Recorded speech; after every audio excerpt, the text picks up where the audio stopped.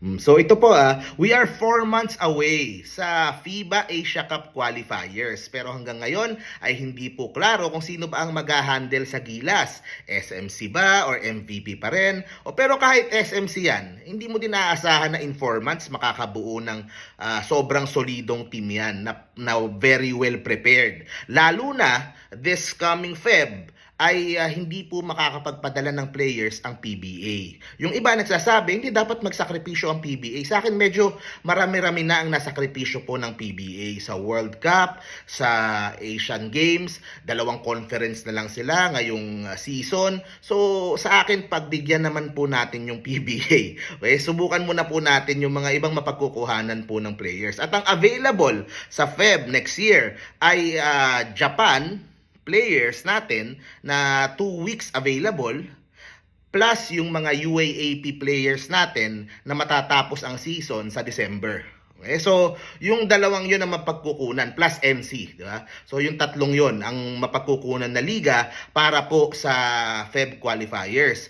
Ang humble suggestion ko po na mag-interim coach na lang muna. Ito po ay para lamang sa Feb na qualifiers ay si Coach Jongwoo Chico. Sana po ngayon pa lang ay hinahanda na kung sino yung possible pool, kung sino yung posibleng sumama, kung sino ang willing mag-commit doon sa mga taga-Japan, doon sa mga taga-UAAP, si Justin Baltasar, baka pwedeng kunin din. So, ngayon pa lang kinakausap na sana para po sa Feb window ng FIBA. At ang sa akin, para po kasama siya kasi nung World Cup, kasama siya nung Asian Games as an assistant coach, baka kaya na yan ni Coach Jong. Kaya siya na po yung mag-handle para po sa window na yan.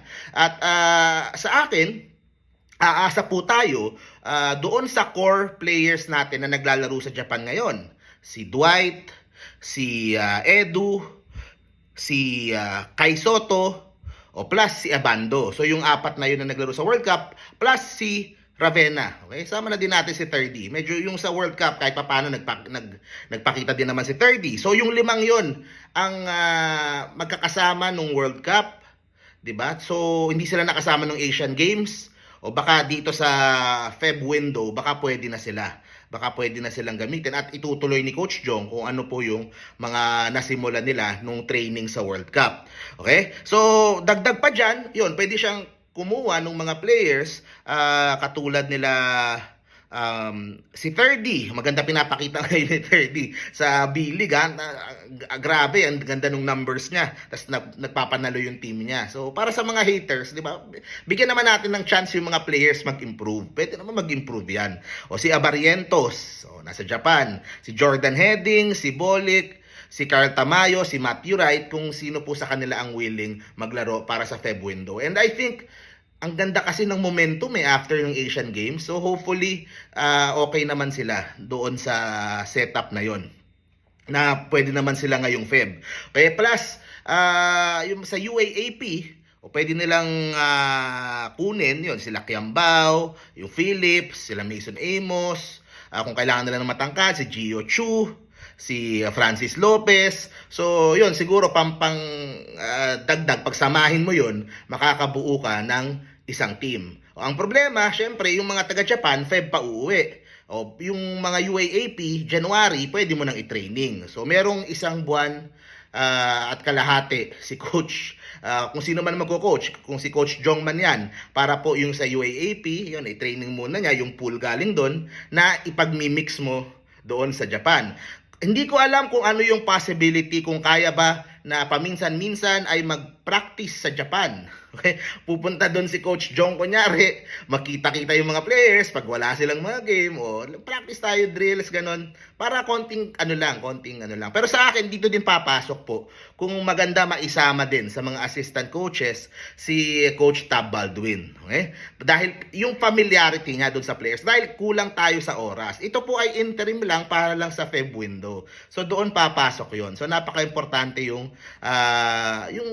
familiar ka na doon sa mga players. Kaysa yung mga ngapa ka, papasok ang bago, hindi mo kilala si ganito, hindi mo alam yung laro ni ganito. So si Coach Tab, dun sa mga sinabi kong mga players, ay familiar siya sa karamihan sa kanila. Okay? Dahil nakasama niya at isa doon sa cadets and so sa akin malaking maitutulong kung kasama din si Coach Tab as an assistant to Coach Jong, kasi magiging controversial pa kung ibabalik mo na namang head coach kaagad. Wala na tayong oras para sa drama, 'di ba? We have to prepare na for the Feb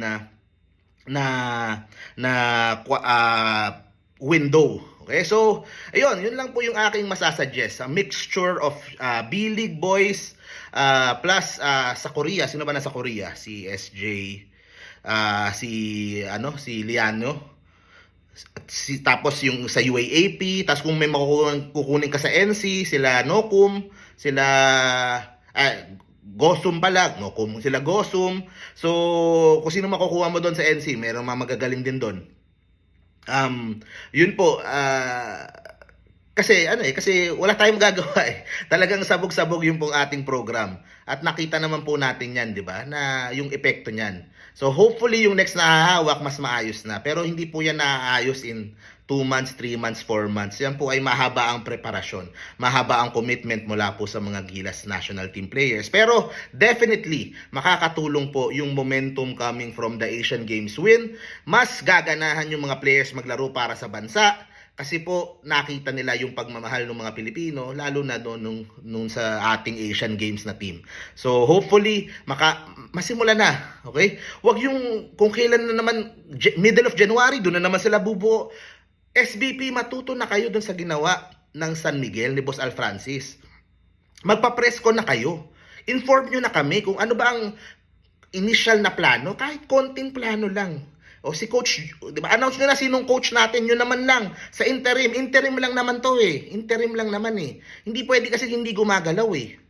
Hindi pwedeng magsasabi kayo ng coach middle of January. Ngayon pa lang, kung i-announce si Coach Jong, kung i-announce nyo na ang chismis nga, si Chot Reyes uli. O baka si Josh Reyes na ilagay dyan susunod. Hindi, pero ano nyo na, isimulan nyo na yung pagbuo ng team. Ngayon pa lang kaaga. Kasi yung mga ibang teams, nag-submit na ng mga papel nila.